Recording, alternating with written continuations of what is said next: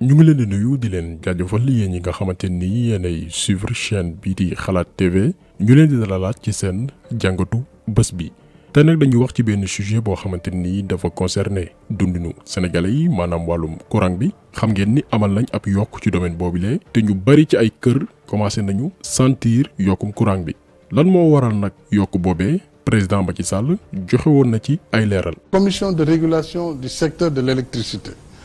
commission boobu moom mooy def arbitrage bu xoolee ci ñetti weer yu ne ñu xool fi njëgu pétrole bi toll ak charge yi Senelec am xool njëgu courant bi coût de revient bi ñaata la mu fixer prix bi nga xam ne moom la yelloon parce que Senelec tam mënul di liggéey à perte ndax bu yàggee day taxaw su ko fixé moom commission laaj état bi njëg li kat lii la war a doon soit dañuy yokk njëg yi soit dañ koy wàññi bu fekkee ne njëgu pétrole wàññeeku na lool wala boog gouvernement bi su ko defee bu dee yokk ñu ne ko déet bul yokk bàyyil ñun ñu fayal consommateurs yi ñu ne kon dinañu wàññi nag ñun doole dinañu wàññi subvention bi ñu. mais kàddu yi nga xamante ni njiital réew mi joxe woon na ko du loo xamante ni mën nañ ci teg loxo lan moo tax newul kàddu yoonu maanaam est-ce que xam ngeen ni jamono gi ñuy wax ak yéen lu toll ci 2500 wu liggéeykatu Senelec maanaam ñaari junni ak juróomi téeméeru agent wu Senelec ak ay liggéeykat yoo xamante ni fa lañ nekkoon te nekk retraite ñooñee 10% kese la ñuy fay ci seeni facture courant maanaam am na ñaari junni ak juróomi téeméer liggéeykat yu nekk biir Senelec bu ñu jotee ab facture bu toll ci 100 000 francs ñoom 10 000 kese la ñuy fay li ci des askanu Sénégal moo koy fay te yemu ci. am na ci ay liggéeykatu Senelec yoo xamante ni ñoom dañuy déclarer ay heures supplémentaires pour augmenter seen salaire bu weer bi deewee ci loo xamante ni jaarul yoon. en plus ministère bi nga xamante ni moom lañ dénk wàllum énergie fii ci Sénégal day jot ay subventions ak ay yeneen neexal tukkee ci Senelec daan ci ñëw ci kanam ak liste bénéficiaires yi ci ab rapport boo xamante ni Cour des comptes moo ko defoon. te bu ñu defee calcul yooyu yëpp ëpp na 12 milliards yi nga xamante ni Senelec nee na moom lay ñàkk at bu yàlla sàkk te li lépp nag. ay experts ci domaine boobu noonu ñoo ko prouvé waaye itam ay nit yoo xamante ni jot nañu liggéey biir Senelec kenn ci ñoom di maître Massokhna Kane nekkoon avocat këru liggéeykaay bi di Senelec. courant bi nag bañ ko yokkee dañu ko layal waaye lay wa jubul ki ko njëkk a layal mooy directeur général ba ak cadre ya mu àndal waaye la ñu lay yépp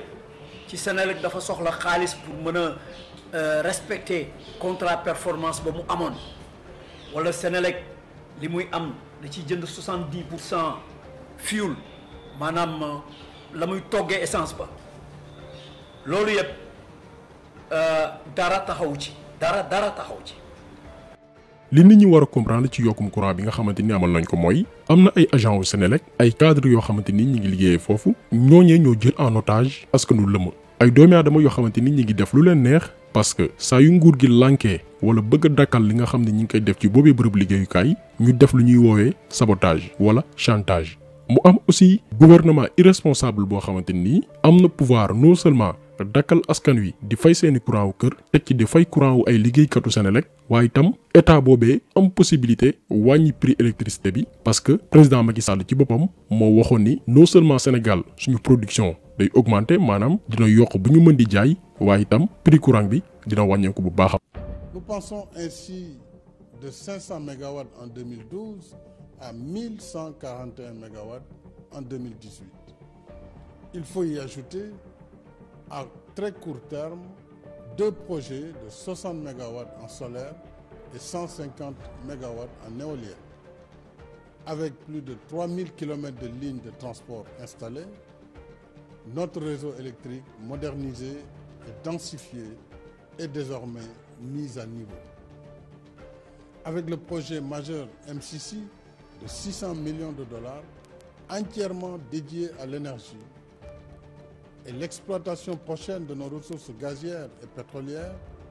l'accès universel à l'électricité à des coûts encore plus abordables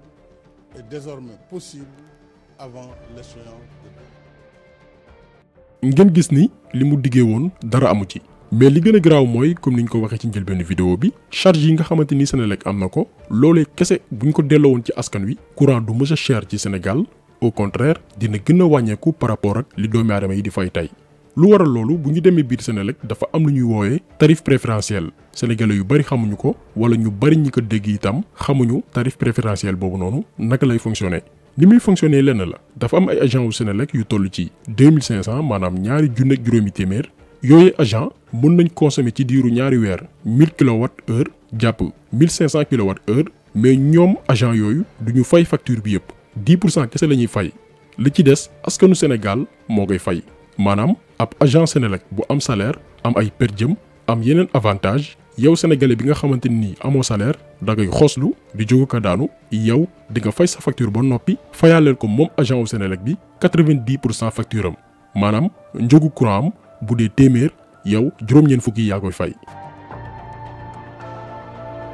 léegi nag dañuy calculer loolu ñaata la ci alal maanaam sénégalais yi ñaata la ñuy fayal ay agent wu Senelec seen courant bu ñu jëlee 2500 agents yi ku ci nekk consommer chaque 2 mois 1000 kWh du ñu jël 1500 yi mais dañuy jël rek li gën a néew maanaam 1000 kWh yi ci ñaari weer bu benn agent wu Senelec consommer 1000 kWh day nekk 2 500 000 kWh bu ñu appliqué tarifu 124 francs yi par kWh day nekk 310 millions de francs CFA maanaam 2500 agents yi nga xamante ni dañu am quota maanaam du ñu fay seen facture yëpp ñoom normalement war nañu fay lu toll ci 310 millions de francs CFA chaque 2 mois. mais puisque ñoom dañu am traitement de faveur maanaam askan wi mooy fay benn pàcc ci seen facture ñoom 31 millions kese la ñuy fay li ci des muy 279 millions yi yow mi may seetaan ñun ñi nga xam ne ñooy wax ak yéen ñoo koy fay maanaam ñun ñooy fay loo xamante ni consommé wuñ ko maanaam at bu yàlla sàkk sénégalais yi dinañ fayal courant wu ay agent wu Senelec lu ëpp 1 milliard 600 millions de francs CFA.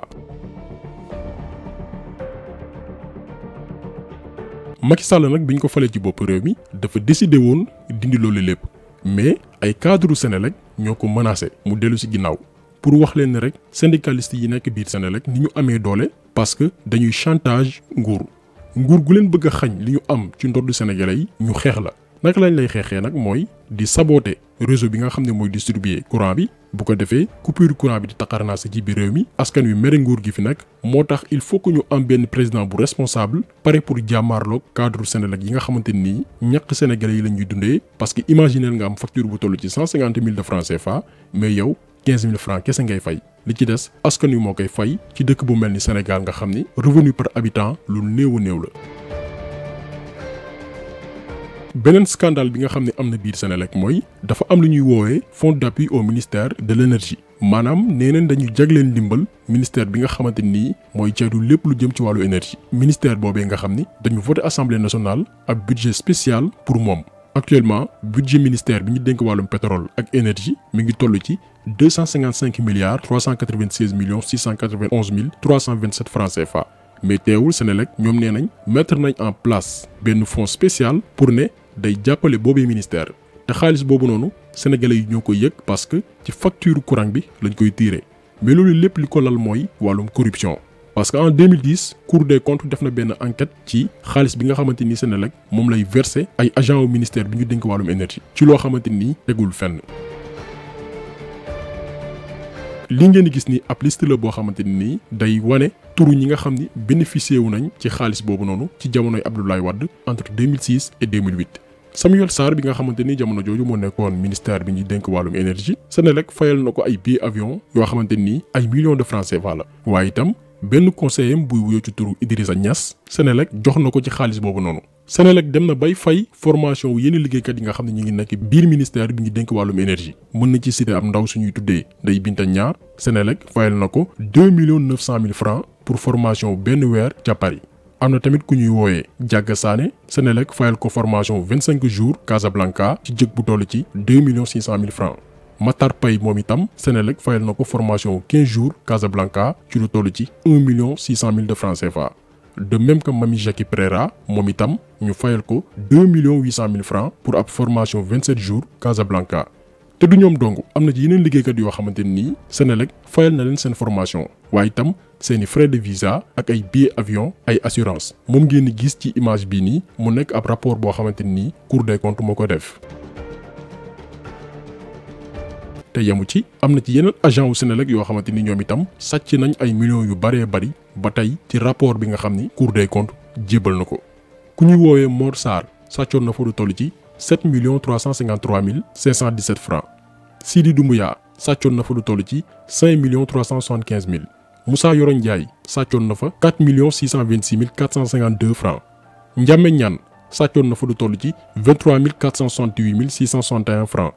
Maurice Bougazeli sàccoon na fa lu toll ci 57 659 733 francs.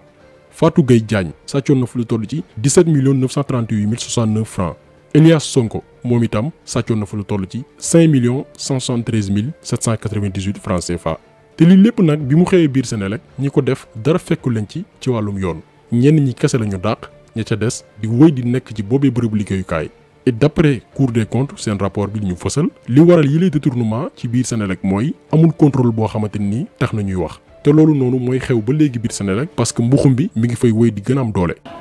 lu tax ñu dem louer benn bateau turc boo xam ne bii dafay produire 240 mégawatts 240 mégawatts boobu mi ngi ñuy dikkee 115 milliards ci juróomi at yi nga xam ni ci la ñu louer bateau boobu. maanaam Sénégal dafa mënul togg courant bu doy moo tax mu loué ji bateau turc bi mais non seulement dafa loué bateau turc mais dafa signé contrat ak benn société bu tudd Akilee boo xam ne bi normalement société boobu Senelec a ko moomoon donc ñu gis ne Senelec cadre yi ci seen bopp ñi nga xam ne ñooy responsable syndicat cadre yi ñoom ñoo wax ne Senelec soxlawul xaalis pour fonctionner état moo soxla xaalis mais Senelec soxlawul xaalis pour mën a dox normalement cadre yi nga xam ne ñoo nekk ca boîte ba ñoo ko wax te dañu dem interpeller directeur général bi ñu signé contrat ak Akilee pour 10 ans ñu ne ñoom dañ leen ko doon nëbb waaye bañ ko yëgee dañoo dem ca directeur général ba toog ak moom ni ko expliquer ñu contrat bi lu ko waral mu joxe explication ñoom ñu ne ko nag loolu doyul nañu yaatal waxtaan bi pour ñëpp xam cadre yëpp xam contrat boobu lan moo ko war ñu dem def benn journée doyul ñu dem defi benn séminaire yu ñetti fan waaye explication yi bañ ko joxe ba pare cadre yi dañ ni leen tontu leen ñu par écrit ba léegi ñemewuñ leen tontu par écrit loolu cadre Senelec ñoo ko wax ñu xam ne ay mbuxum am na foofu. donc lii lépp c'est pour vous montrer que li ñuy faral di wax naan Senelec dafay def ay pertes yooyu yëpp amul Senelec tey la gën a am xaalis parce que bu weesoo millions yi nga xam ne ñu ngi koy jébal ay agents au ministère bi yëngu ci wàllum énergie pour corrompre leen am na itam corruption biir entreprise bii di Senelec parce que bu ñu sukkandikoo ci ay kàddu Maître Massokhna Kane am na ci ay syndicalistes yi biir Senelec yoo xamante nii dañuy jot chaque année enveloppe 1 million jàpp 2 500 000 pour lan suukaru koor xam ngeen ni kuy dem bay joxe suukaru koor ay millions de francs CFA yow ñàkk ko xaalis te malheureusement nag lii lépp ci askan wi lañ koy xëpp maanaam alal ji nga xamante ni ñu ngi koy yàq ci facture yi lañ koy tiire. beneen problème bi gën a jéggi daawe bi am biir Senelec mooy wàllum salaire yi non seulement ñu bari ci ñoom duñu fay courant waaye itam chaque weer ñu fay ko lu jéggi daawe ci xaalis parce que ba tey ci rapportu Cour des comptes bi budget Senelec bu dee 100% 10% yi ay salaire lañ koy fayee. L'ancien directeur bi fa nekkoon muy Pape Dieng dafa décidé woon jël ci ay mesures mais syndicalistes ya fa nekk ñoo taxawoon jàmmaarloo ak moom parce que lan moo am biir Senelec boo fa demee ba léegi nii ci législation bu Sénégal dañu ne bépp bërëbu liggéeyukaay travailleur bi maanaam ka fay liggéey di fa daan dooleem warul def lu ëpp 500 heures supplémentaires ci at bi mais liggéeykatu Senelec yu ci bari ci seen mbuxum ak seen jubadi dañuy déclarer ci at bi lu toll ci 3000 heures supplémentaires ay heures yoo xamante ni sax liggéeyuñ ko. loolu nag li mu am comme conséquence mooy salaire yi nga xam ne ñu ngi koy fay biir Senelec dafa jugee ci 18 milliards ci atum 2008 dem ba 60 milliards en 2019 maanaam yokku bu toll ci 42 milliards de francs CFA ci diiru fukki at ak benn te alal jooju noonu yëpp ci facture yu sénégalais yi lañ koy yokk il suffit que ñu jël facture bu ci nekk yokk ci 500 francs pour combler gap boobu noonu. léegi nag Pape Dieng bi mu nekkee woon ci boppu Senelec ne lii nag dafay dàq du loo xamante ni luy wóy la. mais syndicaliste Senelec yi dañu jàmmaarloo woon ak moom ne du fi amee finalement Macky Sall daf ko dàq lan moo tax jamono jooju coupure électricité yi dafa taxarnaase woon pour wal leen ni boo nekkee directeur Senelec ngay jéem a def loo xamante ni arrangé wul cadre yi fa nekk syndicaliste yi naka la ñu mën a defee ba saboter sa liggéey dàqulu la te yow sax doo comprendre li xew donc Senelec bërëbu lekkukaay xaalis la pour ñi fay liggéeyee rawatina cadre yi maanaam ñi fa yor ndombal tànk yi gën a kawe alors qu'en 2009 ci nguuru Abdoulaye Wade Sénégal fay na ay cabinets internationaux lu toll ci 2 milliards de francs CFA pour que ñu def benn étude ci anam gi Senelec di fonctionner étude boobu noonu wax ni Senelec dañ ko war a tas mais ba tey lobby yi fa nekk ñoo ko bloqué lànk ni entreprise bi duñ ko tas def ko ay pàcc. Senelec depuis 2010 depuis fukki at nee nañ Senelec dañ ko war a éclater ko ñetti société buy togg courant société boo xam ne day moom mooy yóbbu courant bi ci gox yi mooy transporter ak société boo xam ne mooy jaay comme ni ñuy def ci ndox bi parce que bu boobaa gestion bi dana gën a leer dana gën a féex et charge yi dana gën a wàññeeku mais ñëpp xam nañ wax ngeen ko sànq charge de gestion yi dafa diis ba nga xam ne kenn antanu ko te lépp dañ koy xëpp ci askan wi xaalis bi nga xam ne dañ koy jël di ko soutenir seen ministère sax dañ koy xëpp ci askan wi donc yooyu yëpp charge yooyu yëpp dañu bëgg ñu vraiment restructurer Senelec pour mën a wàññi charge yi nga xam ne dañ koy répercuter ci askan wi ñu mën ko wàññi. donc gis ngeen ni yokkum courant bi lu mënoon ñàkk la waxuñu sax état bi di subventionner Senelec mais il suffit que ñu dakkal corruption bi nga xam ne am na ci biir entreprise bi dakkal aussi heures supplémentaires yi nga xamante ni yenn ci ay liggéeykat ñu ngi koy déclarer alors que liggéeyuñ fa dara. fonds bi nga xamante ni Senelec mi ngi koy jagleel ministère bi ñu dénk wàllum énergie ñu dakkal ko itam dakkal également fay courant gi 2500 agents yi di ñàkk a fay te lépp ñu yan ko askan wi loolu rek buñ ko arrêté woon waxuñu rek ñu bañ a yokk courant bi mais électricité ci boppam biir Sénégal day wàññeeku bu baax a baax te pour loolu am il faut que gouvernement bi jël ay responsabilités. xëy na état bi soxla na xaalis ñuy seet poche yu ñuy wute xaalis d'accord loolu dafay am ci état yëpp mais nag bu ñu xëpp lépp ci kaw askan bi bu ñu foqati ci poche askan bi loo xam ne li jaaduwul. courant bi loolu moo tax xeex bi dafa war a continuer li ñu war a def réellement li état bi war a def te ñu koy laaj état bi di ko laaj président de la république xam ni moom moo yilif ñépp ñu ngi koy laaj plan yeesal boobu xam ne dafa waxoon ne bu ñu àggee 2016 ba 2020